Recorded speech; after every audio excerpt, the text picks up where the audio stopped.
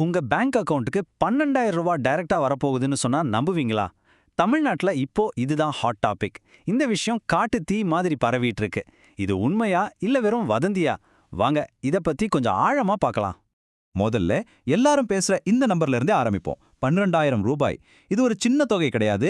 அதனால தான் இது இவ்ளோ பெரிய விவாதத்தையே கிளப்பியிருக்கு. இதுல ஹைலைட்டே என்ன தெரியுமா?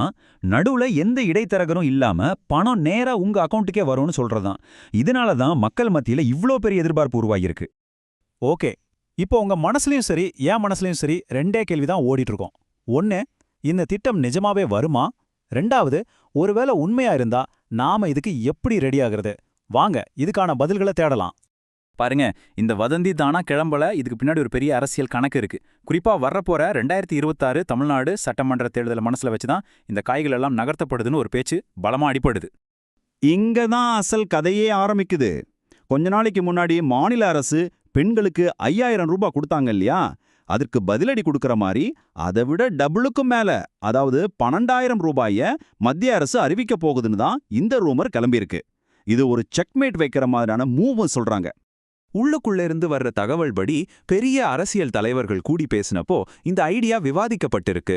மாநில அரசோட திட்டத்தை விட பெரிய தாக்கத்தை ஏற்படுத்தணும்னா நாம அதை விட ஒரு பெரிய தொகையை நேரடியா மக்கள் கையில கொடுக்கணும்னு ஒரு மாஸ்டர் பிளான் போட்டிருக்கிறதா சொல்லப்படுது. சரி, ஒரு ஆளுக்கு 12,000 ரூபாய் கொடுக்கறதெல்லாம் சாத்தியமா? இதுக்கு பணம் எங்கிருந்து வரும்? அட, இப்படி ஒரு திட்டம் உண்மையிலேயே வேலை செய்யுமா? வாங்க அது எப்படின்னு கொஞ்சம் ஆழமா பார்க்கலாம். இந்த முழு திட்டத்தோட ஆணிவேரே இந்த டிபிடி தாங்க. அதாவது நேரடி பலன் பரிமாற்றம். இந்த டெக்னாலஜி இருக்கிறதால தான் அரசாங்கம் நினைச்சா ஒரே ஒரு பட்டன்ல கோடிக்கணக்கான மக்களுக்கு எந்த விதமான குழப்பமும் இல்லாம பணத்தை நேரடியா அனுப்ப முடியும். அப்போ இந்த 12,000 எங்கிருந்து வருதுன்னு கேக்குறீங்களா? இங்க தான் அசல் ட்விஸ்டே இருக்கு. இது புதுசா கொடுக்க போற பணம் இல்லையா? ஏற்கனவே விவசாயிகளுக்கு PM கிசான் பணம், கேஸ் மானியம், உரமானியம்னு தனித்தனியா கொஞ்சம் கொஞ்சம் வருது இல்லையா? இது எல்லாத்தையும் ஒன்னா சேர்த்து ஒரு மெகா பேக்கேஜ் மாதிரி ஒரேடியா கொடுக்கறது தான் பிளான். சரி, இந்த 12,000 திட்டம் வருதோ இல்லையோ அது ரெண்டாவது விஷயம். ஆனா ஒரு முக்கியமான விஷயம் இருக்கு. எந்த ஒரு அரசாங்க திட்டமா இருந்தாலும் அதோட பலன் நமக்கு முழுசா கிடைக்கணும்னா நம்மகிட்ட இருக்க வேண்டிய டாக்குமெண்ட்ஸ் எல்லாம் கரெக்டா இருக்கணும். வாங்க அதுக்கு நாம என்ன செய்யணும்னு பார்க்கலாம். முதல்ல PM கிசான் திட்டத்தில் இருக்கிற விவசாயிகள் கிட்ட இருந்து ஆரம்பிக்கலாம். நீங்க என்னெல்லாம் சரி பார்க்கணும்னா, உங்க ஆதார் கார்டு, பேங்க் பாஸ்புக், அப்புறம் பட்டா சிட்டா எல்லாம் சரியா இருக்கான்னு ஒரு தடவைக்கு 2 தடவை பார்த்துக்கோங்க. இது எல்லாத்தையும் விட ரொம்ப ரொம்ப முக்கியம் EKYC. அதை நீங்க முழுசா முடிச்சிருக்கீங்களான்னு கண்டிப்பா செக் பண்ணுங்க. ஏன்னா இதுல ஏதாவது பிரச்சனை இருந்தா உங்களுக்கு வர வேண்டிய பணம் அப்படியே நின்னுடும். அடுத்து கேஸ் சிலிண்டர் மானியம் வாங்குறவங்க கவனத்துக்கு. இதுல நீங்க கவனிக்க வேண்டிய முக்கியமான விஷயம் NPCI மேப்பிங். உங்க பேங்க் அக்கவுண்ட் ஆதார் மூலமா இதுல இணைக்கப்பட்டிருக்கான்னு பாத்துக்கோங்க. அப்பதான் மானியம் கரெக்டா உங்க அக்கவுண்ட்டுக்கு வந்து சேரும். சந்தேகம் இருந்தா பேங்க்ல ஒரு வார்த்தை கேட்டு கன்ஃபார்ம் பண்ணிக்கிறது நல்லது. கடைசியா, விவசாயத்துக்காக உர மானியம் வாங்குறவங்க நீங்க என்ன செய்யணும்னு பார்க்கலாம். நீங்க உரம் வாங்க கடைக்கு போகும்போது உங்க மொபைல் நம்பருக்கு ஒரு OTP வரும். அது ரொம்ப முக்கியம். அதனால நீங்க கொடுத்திருக்கிற மொபைல் நம்பர் உங்ககிட்ட இருக்கா, அது ஆக்டிவா இருக்கான்னு ஒரு தடவை செக் பண்ணிக்கோங்க. அப்பதான் எந்த சிக்கலும் இல்லாம மானியம் கிடைக்கும். ஓகே, டாக்குமெண்ட்ஸ் எல்லாம் ரெடி பண்ணிரலாம். ஆனா அசல் கேள்வி என்னன்னா, இந்த அறிவிப்பு எப்ப வரும்? நிஜமாவே வருமா?